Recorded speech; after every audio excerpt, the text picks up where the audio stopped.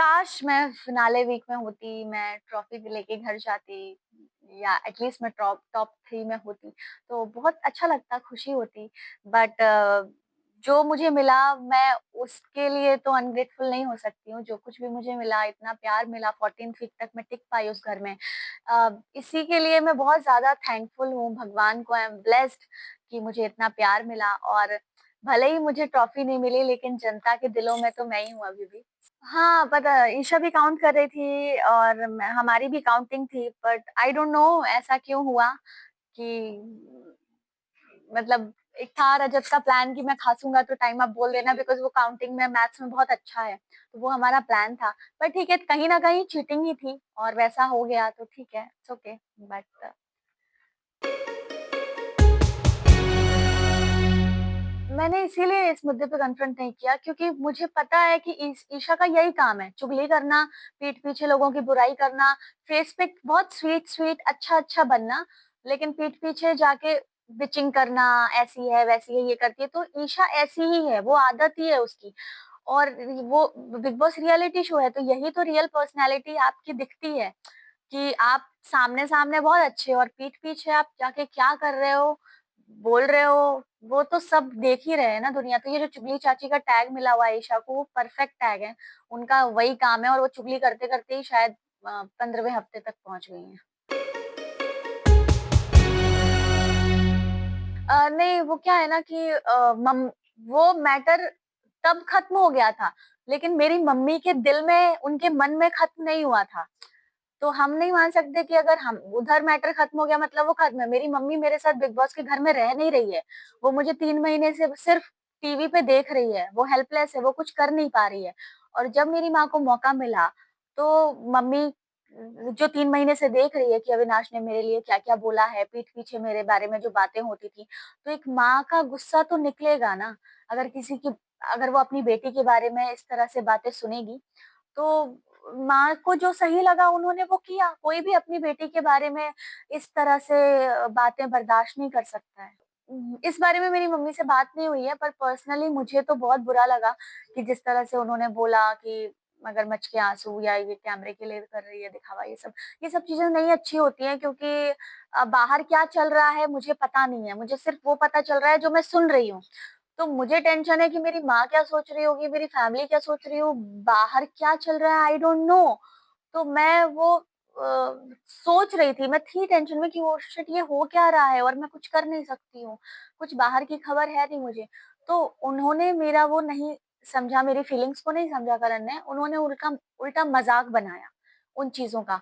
तो ये चीज़ मुझे बहुत ही ज़्यादा हर्ट की, मुझे लगा कि वाह! अगर आप किसी की रिस्पेक्ट नहीं कर सकते, अगर आप किसी कोई डिस्टर्ब है और अगर आप उसके साथ खड़े नहीं हो सकते, तो एटलीस्ट उसके पीठ पीछे बुराइयाँ तो मत करो, उसको बेइज़्ज़त तो मत करो। तो ये जो करण को नाम दिया है मिट्टी का तेल, आग लगाना, ये मुझे लग रहा है अब परफेक्ट नेम है उनके लिए, वो करते हैं ऐसा। और ये सब हो गया तो अविनाश क्या है, वो तो झूठा इंसान है।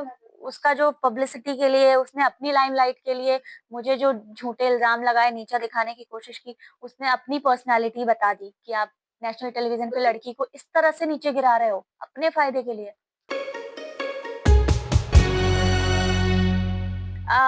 अब ये क्वेश्चन है कि इंसान कभी नहीं बदलता। अगर किसी की आदत है कि वो लोगों को नीचा दिखा रहा है, मज़ाक क्या होता है ना, देखिए मज़ाक करना और मज़ाक उड़ाना इसमें फ़र्क होता है। और रजत ने मेरे साथ मज़ाक किया नहीं है, ऑलवेज़ मेरा मज़ाक उड़ाया है, मेरे सामने भी, मेरे पीठ पीछे भी।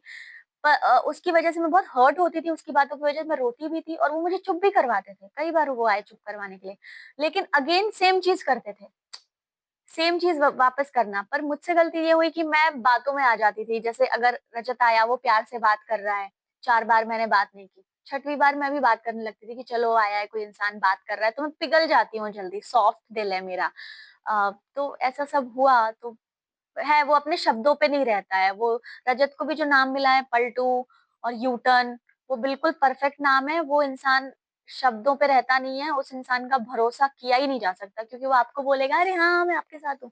पलट के हाँ, मैं आपके साथ भी हूँ, हाँ, मैं आपके साथ भी हूँ। तो ये जो नेचर है ये भरोसे के लायक नहीं है। और वो मज़ाक और कॉमेडी में बदल गया। हाँ, वो तब रजत की जब दाढ़ी काटी गई थी करण ने, तो वो बहुत ज़्यादा गुस्से में था, बहुत गुस्से में था रजत, और मैं ट्राई कर रही थी कि ना हो ऐसा, और नहीं हुआ। तो ठीक है, अच्छी बात है, नहीं काटी दाढ़ी, पर मुझे ऐसा लगता है कि इंसान को जब कुछ करना होता है ना, तो उसे कोई रोक नहीं सकता। तो शायद मुझे ऐसा लगा बाद में कि रजत दिखावा कर रहे थे, गुस्सा होने का दिखावा कर रहे थे कि मैं काट दूँगा, मैं काट दूँगा, काट दूँगा। है ना? अच्छा है कि उन्होंने वैसा नहीं किया। पर मेरा ये मानना है कि फिर आप दिखावा मत करो। या तो आप बोल दो इट्स ओके, कोई बात नहीं, ठीक है। या अगर आप ये बोल रहे हो मैं काट दूँगा और ब ऐसा क्यों किया? आप इतना नाराज़ हो रहे हो और आप फिर एक्शंस भी आपके कुछ और कह रहे हैं। तो ऐसा लगा कि वो दाढ़ी काटते नहीं, वो कुछ भी नहीं करते रजत करण का, पर वो गुस्सा नकली दिखा रहे थे। जैसे क्योंकि पूरा वो अगर सीज़न में हो रहा है। हाँ, वो नकली गुस्सा दिखा रहे थे।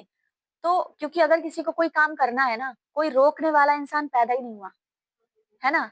तो अगर करना था तो रजत कब नहीं तो बाद में कर सकते थे, पर उन्होंने नहीं किया। बस उन्होंने नाराज़गी, गुस्सा दिखाया जानबूझ के, ज़बरदस्ती। तो मुझे ये लगा कि वो फेक लगा। अ, अच्छा, वो मेरे कुछ फ़ोटोज़ वग़ैरह देख के ऐसा? नहीं देखिए, पर्सनली मुझे इंडियन पहनना बहुत पसंद है, और मेरे जब आप दोस्तों से मिलेंगे जो मुझे जानते हैं, उनसे भी मैं 90% इंडियन पहन के ही मिली हूँ हमेशा। कुछ फ़ोटोज़ हैं हमारे, अब क्या है ना कि अभी भी अगर मुझे कोई शो ऑफ़र होता है जिसमें एकदम हीरोइन है जो बहुत मॉडर्न है, तो मैं पहनूँगी, मैं शॉर्ट्स भी पहनूँगी, मैं वन पीस भी पहनूँगी। कपड़ों को लेकर आप जज नहीं कर सकते हो, और कपड़ों को लेके आप जज कर रहे हो, ऐसी बातें कर रहे हो, तो क्या कर रहे हो भाई? जागो। हाँ, ये तो है। विनर विनर तो मैं चुम को देखती हूँ, क्योंकि मैं चाहती मतलब करण विवियन में ही जाने वाले हैं शायद टॉप 2 में, एंड मैं चाहती हूँ पर चुम जाएँ और चुम जीतें, क्योंकि मैं चाहती हूँ कि बिग बॉस सीज़न 18 की ट्रॉफी एक लड़की अपने घर लेके जाए, नारी शक्ति घर लेकर जाए, और वो भी स्मॉल टाउन से है चुम, तो मैं चाहती हूँ वो झंडे गाड़ के आए।